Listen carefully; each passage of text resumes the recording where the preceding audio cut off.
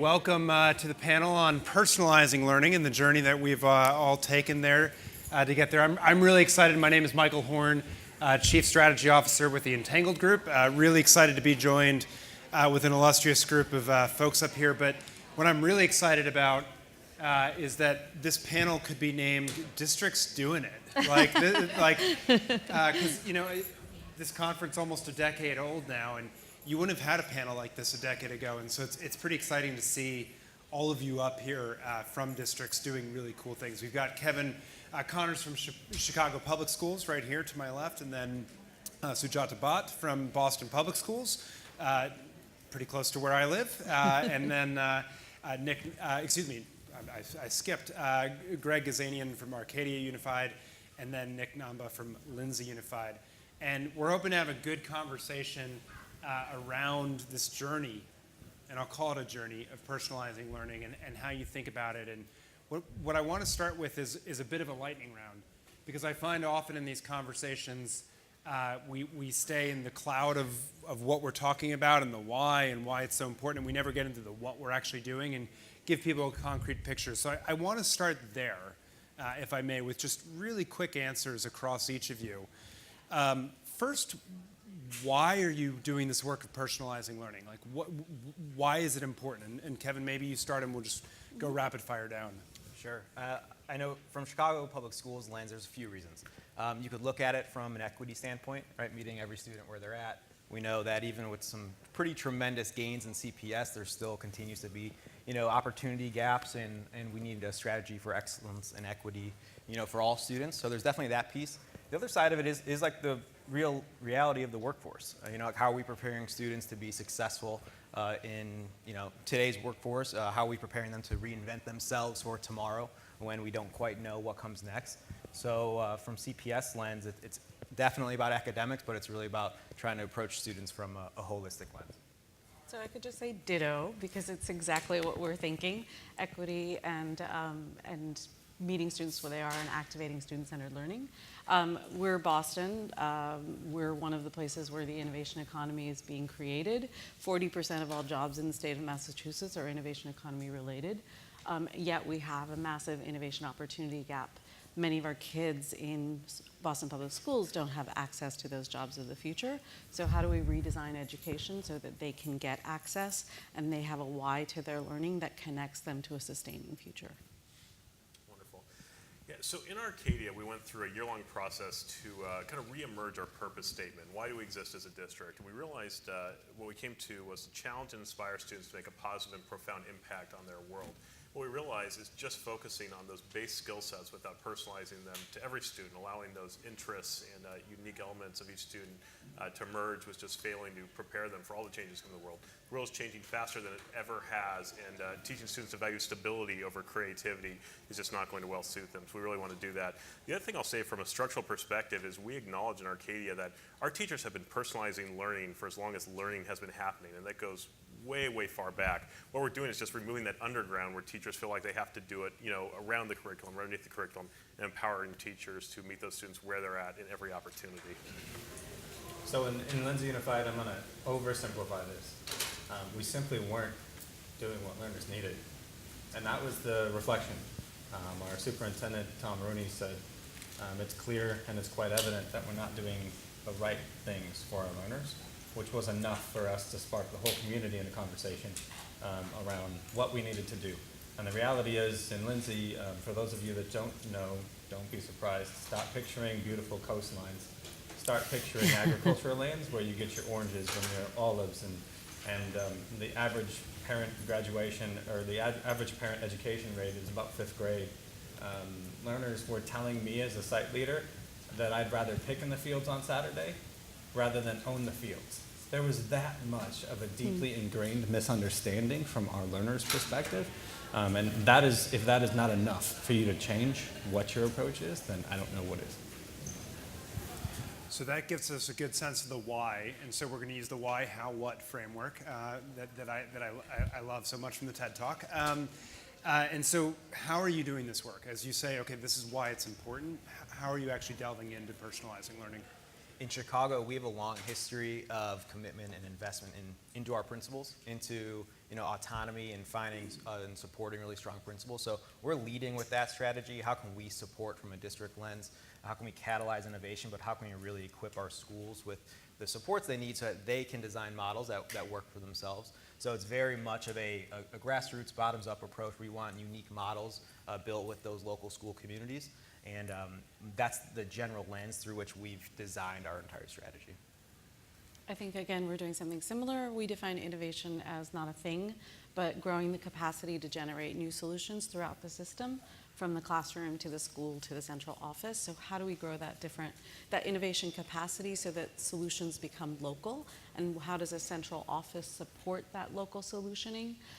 We have a kind of multi-tiered approach. We have sort of an innovation incubator that we're launching in the fall, where 21 high schools and middle school teams will get to start to redesign themselves in collaboration with School Retool, which comes out of Stanford and IDEO. They'll learn to hack their own schools and hopefully grow innovation engines that can grow the capacity to redesign locally. We've been doing a lot of work to build up strong principals and strong instructional leadership teams, because distributed leadership is kind of crucial to make the ownership broad-based rather than just top-down. And then we are also sort of working on new school models. There are schools that are sort of out on the edges that are really trying to do something very different, and we're supporting them and seeing how they can pull the system in different directions. Yeah, so in Arcadia, we're doing a few different things. In terms of innovation, we've been looking at all of our processes and how we work with our teachers and our administrators and just giving them as much freedom as they can to address student needs. So a quick example I'll give of that is we used to have a 10-page list of approved software. Replace that with 2 questions. Is it legal and is it good for kids? And if both of those are true, you're allowed to use it with your students. It took us about a day to write and about a month or 2 to actually convince people that it wasn't a trap, that they could actually do that. In addition, we started up a lab school where we just give the teachers full autonomy to try different things, and that's led to software platform pilots that we wouldn't have seen otherwise, and even free food that the students can go grab whenever they want throughout the day, startup style. We're also doing mini grants and innovation grants across the district. For Lindsay Unified, we have a benefit of being a 4,200 learner, 8-site district, which means when we're approaching innovation, this isn't a site, and we don't necessarily have to pilot because we're not that large. So we approach everything from a systemic lens. Now, that's beneficial and not. So here's the one thing you need to know about personalizing learning. I got you all excited. There's not one thing to know about personalizing learning. The one thing we are trying to do in Lindsay Unified is create the ideal learning experience for every single child. That is different for every single child. And that's the hard part. Is in education we've always been told, here are the 3 principles, here are the 5 principles, here are the 10 things you need to do. Here are it's totally different year to year, super frustrating as a leader, as a site leader, but more meaningful for what we're doing. And so we challenge every single system and process and policy. We challenge every single purpose, from our development of our learning management system to the softwares that we do use. All of this goes through the lens being, with the UX being the learner. Is this actually impacting the learner the way that we need it to? If it's not, why are we focusing time and energy on it? And it'd be amazing for you to figure out how long that refocus actually takes, but that's an initial shift that I think everybody could make. So now we've done the why, the how, and we get into the stuff now, the what. And I'd love you guys to get specific as you talk about this. Like, what does it actually look like in classrooms? What's the interactions with teachers and students? How many different models are you running? What grades, students served? Yes, technology are you using? I know it's not about the technology. We can already say, I'll say that before you have to, so then you can tell us about the technology. But just like tactically, and so we can really touch it and see it. What does it look like? Sure. In Chicago, we're trying to do 2 things. One, we're trying to spur innovation, right? How can we be catalysts from a district level to spur that innovation and adoption of PL? In the last 2 years, we've gone from 21 district managed schools to now nearly 100. So we're trying to wrap our arms around that. But we're also trying to support some school level implementation efforts too. What it looks like in Chicago is several different models of PL.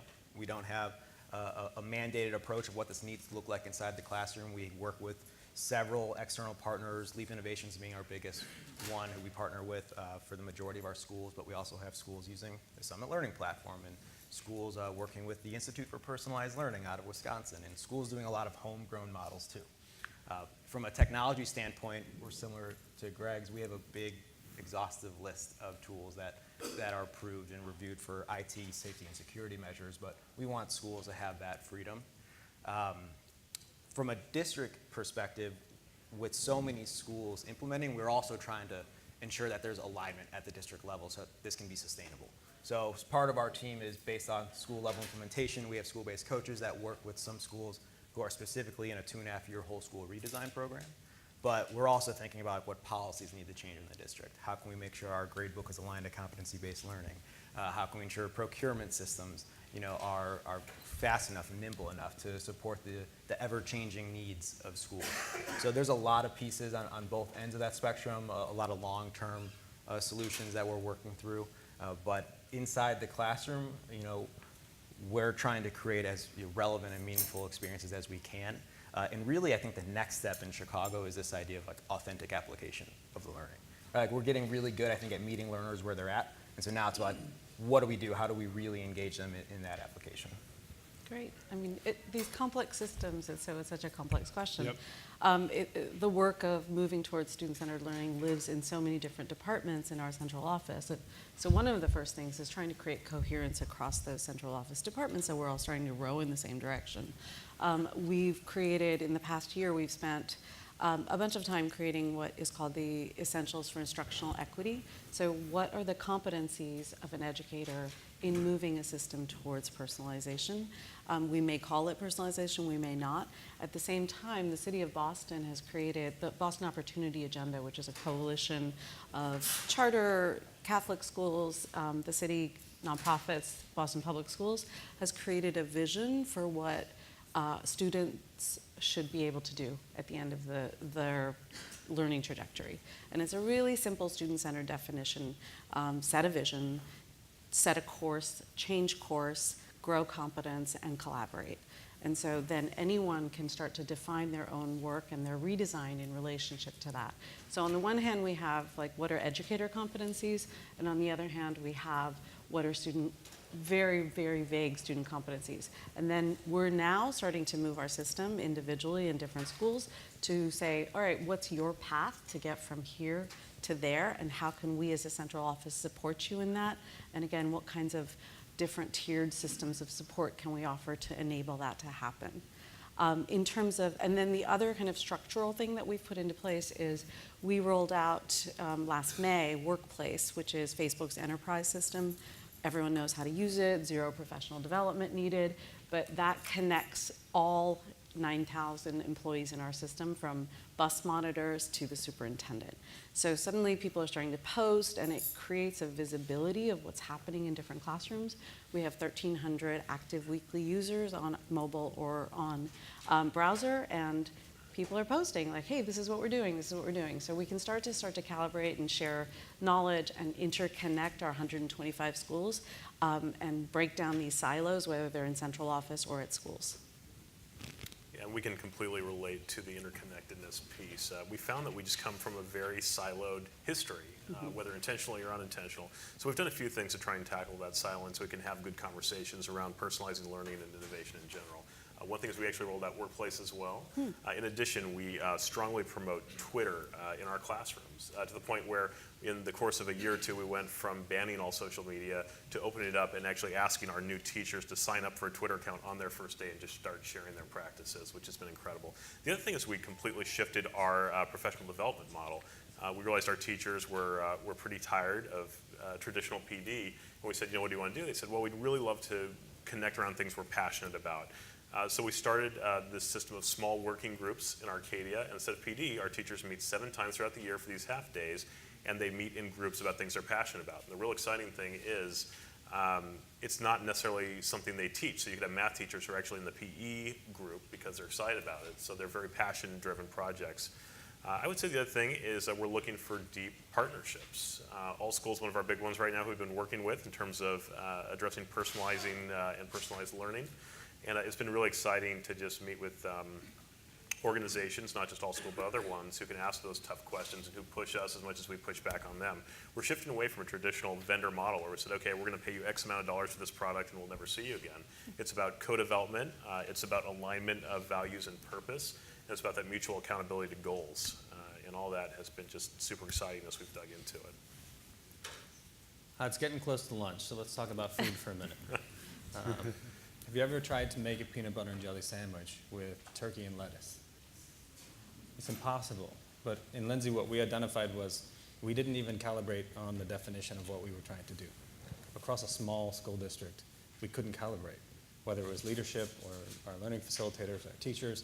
And so the first part to us was really defining what does Lindsay Unified mean in terms of personalizing learning? And that is 7 to 10 years into this process. We're still defining what that is. So we are actually partnering right now with Summit Public Schools and through a Bill and Melinda Gates Foundation grant to define across both of our organizations what personalized learning is, from learner actions that we should be seeing to educator actions to site level conditions that have to exist and district supports that have to be in place so that it's no blame on anybody anymore, but it's a continuing conversation. But when I say this, you actually understand what I'm talking about instead of picturing something else.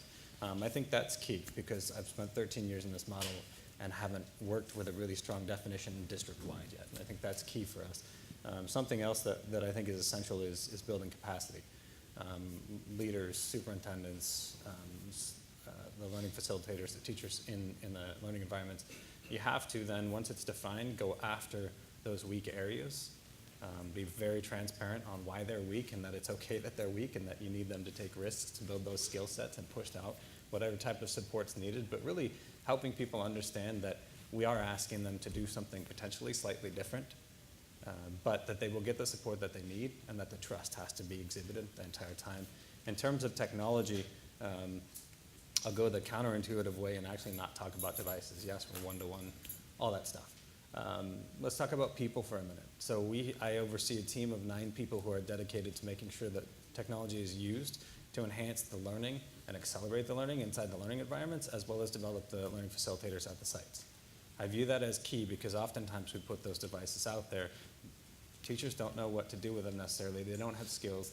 The learners are expected to close them, put them back in their backpacks, because they can't actually be supported in using that. And so the people, I think, are essential in doing that. And then we have a blended learning specialist that his role is to actually coach every single, this is frightening, impossible for big districts. His role is to work with every learning facilitator, every teacher we have in Lindsay Unified. He works with coaching sessions for all 212 of our certificated staff, pushing them in some way to make sure they go further, while the person at the site then follows up and does the support going further.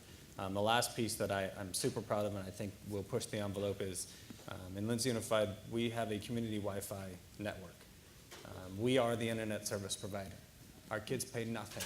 Our families pay nothing. They have more than enough megabits per second to stream HD video at their house if they want to. We do the installations, third-party installations. They contract through us. Why do we do that? Because our learners are poverty-stricken. We have 100% free and reduced lunch. They don't have $50 a month to pay Charter or anybody else. I'm not trying to knock on anybody as a vendor. To go and get their internet service. And so we had to not only provide them the devices, and then we found all our learners on our doorsteps of our schools because they were using our Wi-Fi. And we said, oh great, we've given them devices and they can't actually do anything with them at home. As the person that also oversees the hardware, we saw the shift in the problems and the breakages of those devices go down when we actually gave them access at home because they had something to do with them other than use them as Frisbees. So there's a lot there, but in terms of providing our learners 24/7 access, regardless of how much your parents make, and making sure that all the online supports in our LMS can be used the way it was intended to be used, that's something that I'm personally very proud of. So we're going to get to, so we've done laid out the foundation, if you will. And now I'd love you guys all to reflect and feel free to jump in. But I'm ping-ponging a bunch of places based on comments you made, but it sounds like you've all had some real buy-in from the leadership level at the central office to do this work. And so I'd love you to reflect on receptivity, barriers, importance of leadership in the central district office and how that does and doesn't play out or make possible what you're doing. And anyone, maybe Nick, why don't you jump in, because that's sort of Lindsay Unified story, obviously, has strong leadership for now many years on this front. Tom Rooney is our superintendent. He is the easiest person in the world to work for in terms of being inspired. A lot of the pieces we heard about this morning in terms of somebody pushing your envelope, making you learn, but also inspiring you to do that. I cannot I can't emulate enough about how much it means to have a superintendent push on that envelope, because this work is harder than essentially anything we could ever imagine, and it pulls on every department, like you were talking about. It's every department. It's not just the curriculum and instruction department. It's everybody. HR, why did you hire that person? They don't align with our vision. It's those types of conversations and questions that have to come into play. And so in terms of leadership, it's actually one of my largest concerns as a platform too. I don't think that we are building strong enough leaders to take over the transformational systems that we are actually trying to develop right now, which I get. We're putting a ton of energy into the teachers who are working with the learners. That makes total sense. But let's think for a minute about all the energy we're putting into teachers, and the leaders are sitting there trying to actually guide them as that inspirational force, or people that can actually go give strong enough feedback to increase the implementation. There's a gap there that is huge, and it's frightening. So in terms of the need is blatantly obvious to me. I mean, I would agree with that. I mean, the support of senior leadership, you know, in Chicago, out of our chief executive office, our chief education office, is absolutely critical to drive any sort of initiative. But I think it's also really important to think about how that gets messaged out to schools. I mentioned earlier, this is not a mandate in Chicago, right? This is intentionally supposed to be like a grassroots, bottoms-up strategy. Everything about our growth has been opt-in. So each of those 100 schools in Chicago who are implementing personalized learning have chosen to do that. So we're trying to create an environment where there is a lot of ownership at the school level among the principal and their leadership team with the teachers to design models. And that's easier said than done, but like that's really critical. Agency identity and authority are a key district priority for all of our schools in Chicago, and that's for students, and that's also for teachers and our school leadership teams. So my my superintendent just snuck into the room, so we definitely have huge support with our leadership. If he could, he'd spend all his time in innovation. I mean, he loves this world, right? Yes, Tommy? But I think that question of the why has to be fractalized to all of the leadership, right? If we give all of our school leaders and the leadership teams the opportunity to understand why this is necessary, then it becomes an ownership thing. People want to redesign the learning experience for their kids because they understand why it's deeply necessary. So how do we give as many of our leaders opportunities to attend conferences like this, or go visit MIT, or do other things in the innovation economy, so that they suddenly see the gap between what's happening in schools and what the economy is calling for. So the why has to become universalized rather than just something that lives in the central office. Absolutely. We discovered that without that distributed leadership and giving people opportunity, we were never going to get the kind of traction that we needed. Our superintendent, David Van Asdal, is very forward-looking, to the point where we actually started taking staff to these Silicon Valley startups, to a Google campus, and just doing some design thinking exercises led by our district, just to get the kind of buy-in. And I'll say, as important as it is to figure out the tight and the loose, how do you distribute the why, it's also to have some really intense, good conversations where we disagree on things. And not just among the executive team, with teachers, with students, with parents. Whenever we take on a big initiative, All School and Personalized Learning is a perfect example. Our superintendent and the entire executive team went from school to school having those conversations with PTA, with principals, with staff. We believe for those large sweeping changes, especially personalized learning, but any big initiative at this point isn't something that can be top down anymore. It needs to be community driven. So I'd say we set the guardrails. We have so much support from our executive team and our superintendent, but really letting the school sites and the teachers implement in the way that seems appropriate and right. There's a certain irony that we discovered early on is there's this intention in the, or ability in the old model to go say, okay, we're going to do this, we're going to do that. How ironic is it to say, all right, we're going to do personalized learning and it's going to be the same everywhere. All right, well, we just kind of undermine the whole point there. But that's there because that's the model we learned. So really just setting those tight and loose, getting the support, but also giving every individual the opportunity to exercise their own agency. So if I can jump deeper on this, the disagreements, like what sort of disagreements were you hearing? I'm sure you all have stories. It's public education after all. Disagreements within various stakeholders are nothing new. What form did those take, if you can give us some specifics, and how did they get resolved? Yeah, absolutely. So I'll give an example. One early on, that was a conversation with some teachers, and I think I was in the room with some of the other administrators, and is this question is, if we personalize, do we lose rigor? You know, what happens if we personalize our kids? Do kids have the ability to say, well, I just want to pretend to be a butterfly today? That's a real example. Someone said that. As we dug into it, instead of saying, well, no, we don't think this was like, we looked at other districts that were doing personalized learning. We actually looked at Lindsay. We started doing some site visits, and what we realized, and we discovered this in our lab school as well, it turns out that in a lot of cases there's more rigor when you personalize, because students are held accountable to their own strengths and their own weaknesses. In fact, we did a conversation with one of the students who said, we asked them, what do you think of this lab school where personalized learning?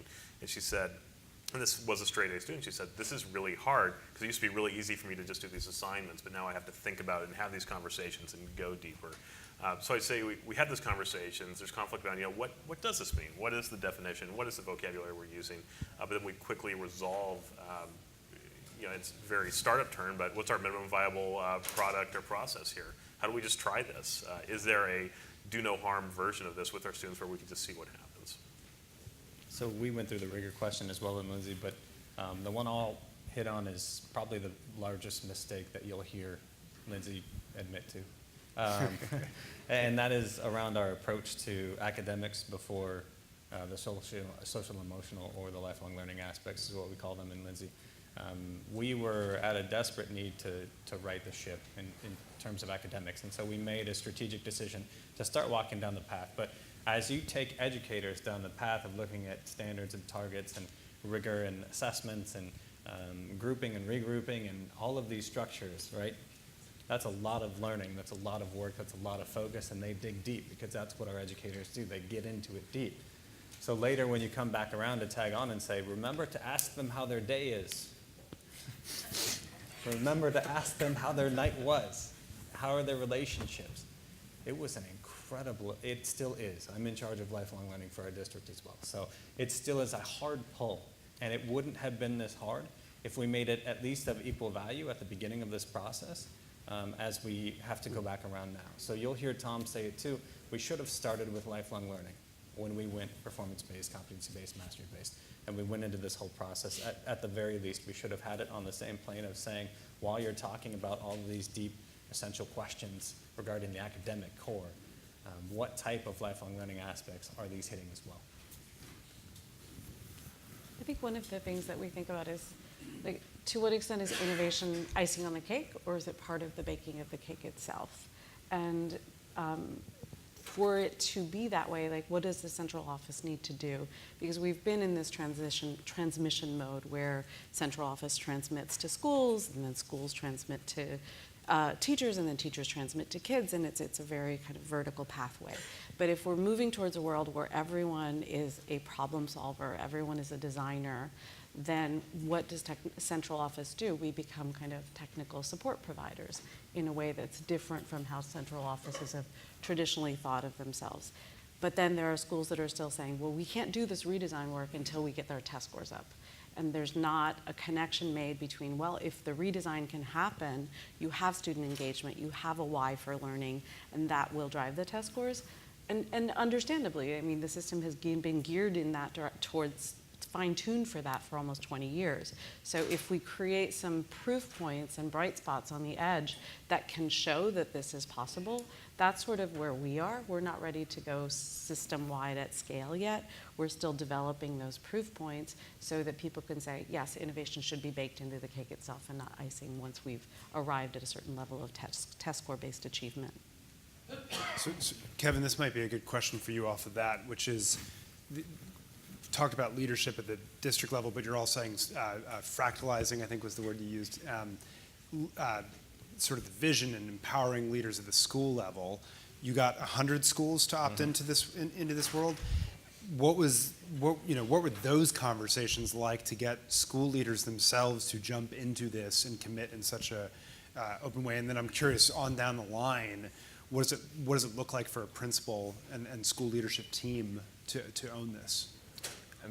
For us, it was about meeting schools where they're at, right? We want teachers to meet students where they're at. Well, the district needs to meet schools where they're at. So we don't have a one-size-fits-all approach. Like, there's more than one option for schools to get involved. So it was really about having multiple entry points for schools. Are they in the stage where they aren't really aware of what PL is and they just want to learn, right? So they're like, easy, just dip your toe in the water, opportunities to learn about it. Are you ready to pilot? You have 4, 5, 6 strong teachers who want to pilot. Well, if you are, there's 3 or 4 different options, 3 or 4 different pathways, different partners you can work with in the district in order to do that. Or are you ready to jump in and have like a whole school model? And we have 25 to 30 schools who are engaged in those processes right now. There's a different appetite, there's a different readiness level. We work with some partners in Chicago to do a readiness scan to identify who these potential schools are. But at the end of the day, it's about bringing options to our schools, to our principals in particular, talking through what those supports look like, because every different program has a different amount of investment and support from the district, and ensuring that they're opting for one that fits their current state. And that yet is still manageable for a central office so that you're not creating individualized pathways Right. for 125 schools, or what are you guys, 350 schools? 600 schools. 600 we schools. have There 5 we or go. 6 different pathways. Yeah, exactly. I mean, Yeah. it's that we really like the Brian McCluskey definition of like individualized, personalized, differentiated, because a lot of times things fall all over the place. And if you look at the fundamental difference, it's really learner agency. So what does the school need as it comes to you, and then how can you provide systems that they can enter into, whether it's a pipeline or however you want to visualize it. So we have 11 schools and not 300 or 600. Which I imagine is a little 600 bit- something. It's amazing.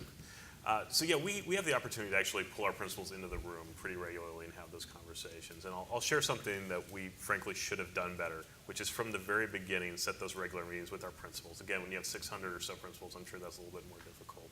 But just having those conversations from the very beginning. But likewise, as we've kind of rolled out our alt-school platform, and we're going to be doing it over the next few years, we're looking at how we can connect to what the schools are already doing very well. And whereas our pilot in the last year at our lab school of about 32 kids, plus another 200 to 300 at one of our middle schools, was very structured, like we're going to try these grade levels and these features of the product. What we said to the principals is, how can this come alongside what you're already doing? You can choose any grade level, look for teachers who are interested and excited about it. And moving forward, how can you use that to empower what's already happening? And really that aligns well with our philosophy of technologies. Use it as an accelerator to the practices that are already working and that you want to have work better and faster. But in terms of principals, just building those visions together with them and utilizing the tools to accelerate them. I would actually add one really quick thing to what Greg said. Yes, pulling together 600 principals would be a monumental task for us, but almost every principal we've worked with went to other personalized learning schools before they decided to join a pilot program, join a whole school program. And there's like a really careful balance there, right? We don't want people to have very narrow visions of what it can look like, because we want it to be very comprehensive and unique to that school community. But we are trying to develop opportunities to increase collaboration across, but really to come in and get a visual. And that's true for all the stakeholders. I think anything in innovation, right? Like you can live at this high level, but until you really go see it, that's when it comes to life. And I think, our schools understand like what is possible and what's achievable. So I'm going to counter the 600 principals with 8. We have 8 principals in Lindsay. And I guess some of the benefits, and sometimes the challenges that come along with that is, it is an expectation really district-wide in a small town. If somebody is doing something down the street, you better be doing that or better at the next site that they go to, or their cousin's going to come over and talk to that principal about why aren't you doing what my cousin's kid gets to do. And so it's a healthy push that goes along with that, but it's also very strategic in how we go about that. And I do believe this can be done at bigger districts too, regarding the networks that they build and teaming, right? Our superintendent is very purposeful in his intentions to keep our administrators in rooms. So it's a bare minimum expectation, not only at the site level, but at the district level, that we spend 2 full days inside classrooms. We are in rooms across all of our sites, giving effective feedback, I hope, to site leadership, to the assistant principals, to the coaches, to the teachers, to the learners, whoever it may be. And when you have that many people in rooms, clearly that causes a certain level of continuous improvement expectation that happens. And then we build really specific systems, right? Our data and analysis is not your traditional data analysis system, but essentially our district admin team once a month gets together and does their data analysis with findings on things regarding personalized learning that we want to improve in. Each of our site admin meets with our executive cabinet every month to go over that and have a healthy conversation back and forth. Our site admin every 2 weeks meet with every single learning facilitator to have those conversations, and every learner is expected to meet with their individual learning facilitator one-on-one every 2 weeks as well. So when we're talking about systems of data, we don't just mean like this 5-step process that you need to ask your teachers once every quarter. We mean a specific and strategic lens around, are you using learning data to guide things that need to change at your site, or are you just saying you're going to get better at reading this year? I mean, being very intentional about how we're approaching it. So I want to, something you just said triggered a thought in my mind, which is, you said if one school sees another school down the street doing something, they better be doing that or better. Sort of two branches on thinking about that. But one of the challenges that I've often seen districts get into is the district next door to me has just innovated. And then a new superintendent comes into my district and I want to do something different to sort of stand out politically. And so I'm curious, have you seen those dynamics play out in sort of a ability to sustain innovation and that's working and continue to march in a direction in a district context? How does that, because that competition can be useful, but it also can be detrimental if it's doing something for its own sake. And I'm curious how you think about that. Yeah, so I'll say we've gone through a transition while on the journey of our superintendent. So the question that I would pose back to the group is, who created the vision? Who created your graduate profile? See, to me, that's the secret sauce. If anybody answers, a superintendent, deputy sup, whoever, anybody at the admin team made this vision for us and we're going to go do it, you find a really artificial sense of that being done, and potentially when the next person comes in, it can be undone. In Lindsay, sounds like similar to what you were talking about in Arcadia. Our community, we asked our community a number of questions across all of our sites that led us to establishing our vision, our mission. All of our guiding principles, our core values was created by the community, and therefore it's our job to make sure the community's vision comes to fruition. And the answer is that vision shouldn't really need to change until you reach some of those goals, but also should be reanalyzed on a consistent basis by your leadership to make sure that you haven't lost your way, because there is somebody that has come in that might want to do something slightly different. There's one way in on that, or otherwise I'll jump to the next. Okay, let's jump to the next, which is, I'm curious then from the grassroots perspective, as you think about students and parents specifically, what are their reactions to this personalizing learning world, and how do you get them excited? And I'll tell one story. I said I wasn't going to do this as moderator, but I'll invoke some privilege, which is several years ago I was in an airport, as I often am, and my mom called me up on the phone. I grew up in Montgomery County, Maryland, and she had read some article in the Washington Post about how they had changed grading policy to what sounded like a competency-based report card. She sort of screamed in my ear for about 5 minutes, can you believe how they're dumbing down schools now, eliminating grades, blah, blah, blah, blah, blah. And I let her finish the rant, and I said, Mom, that kind of sounds like what I work on. But what had occurred to me was that, they hadn't talked about the ethos of why they were doing this, what competency-based learning was. They just made a grade shift, and then it was confusing to parents or students or something. That had leaked out to a Washington Post reporter, and voila, a story about grading that bears nothing to do with what I suspect the thrust of this came out. So I'm curious, have you seen barriers to receptivity among students and parents? How does that play out? How do you make it really their vision? Some of our schools have included students in their design teams. So we have a bunch of schools right now that are looking at their 2.0s or a little academy within the school and how to redesign it. And the students themselves are being brought into that process in a fundamental way. And then the next step will be to bring parents into it as well.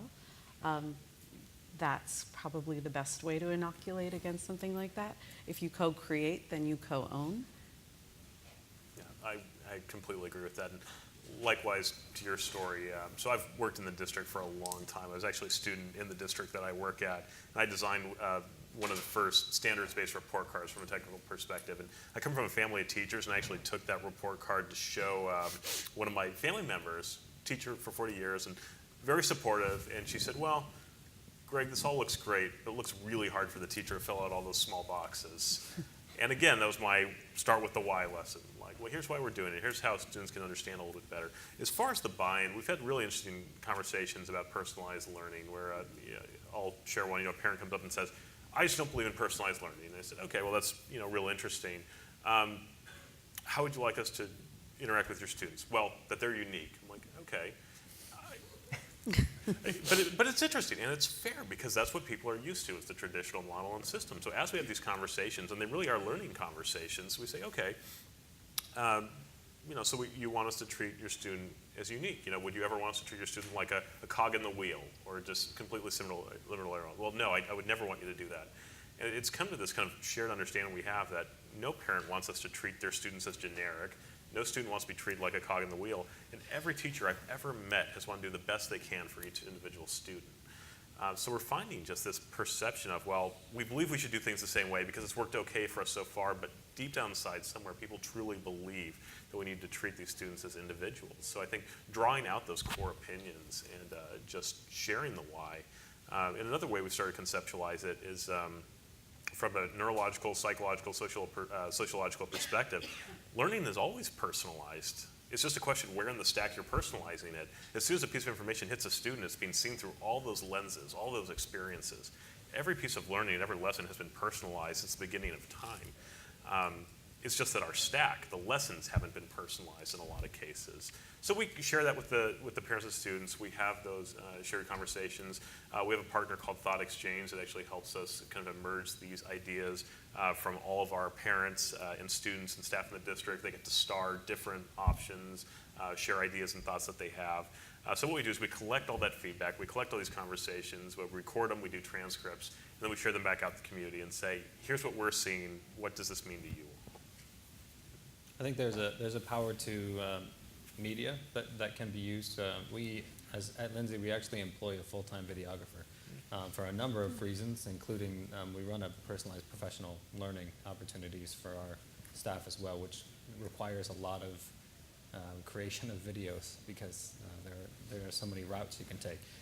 But essentially, being able to send a message to our parents that can be documented in kind of a documentary fashion to help you send that message in the way you want while not being able to be in a number of places at once, even in a small town, and knowing that the message is aligned and consistently contained. Those are all kind of key facets. I think that, so my father was a principal for 20 years. We don't talk about leadership on the phone anymore. There was a lot of contention around, management versus leadership and what he was doing back in the day, and I'm quite transparent, so we don't talk about leadership anymore on the phone. But I used that to frame a lot of the conversations that I had while I was on the site with a parent.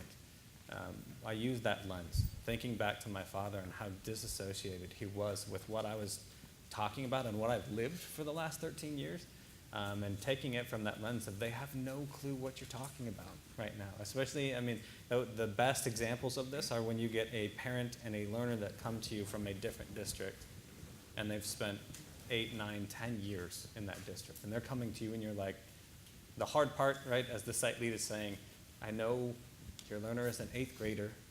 We just finished the initial placement assessments and you're a couple years behind pace. And the parent immediately, almost always, right, comes back to you and they're like, they were a B student at their last school. And you're like, well, let me show you.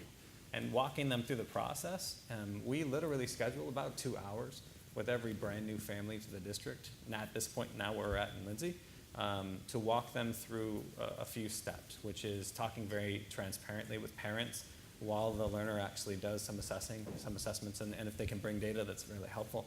But exposing our parents to the model itself, answering any questions before they start coming up with their own assumptions, and then we come back and we talk to the learner about where we found that they are, how we will move forward supporting them.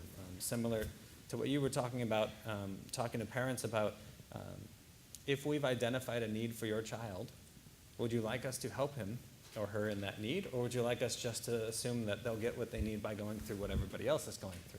And I've never in my professional career so far had a parent that just says, no, just go ahead and push them forward with everybody else. Eventually they'll get it. They're very aware of that, but you have to place them into the context that you are helping them join. And most of them don't even have a picture of what that realm looks like.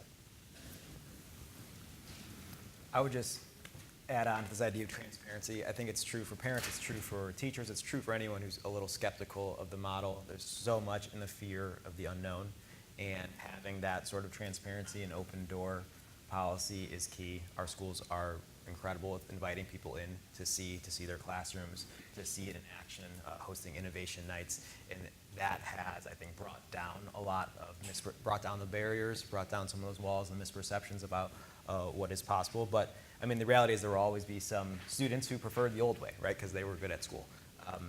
But a lot of it, just like with any change management, like if you believe in this and this was a community-driven approach, like you keep pushing, right? You hold the line, and it's about changing that culture inside the school. And those who have done this really well have effectively done that.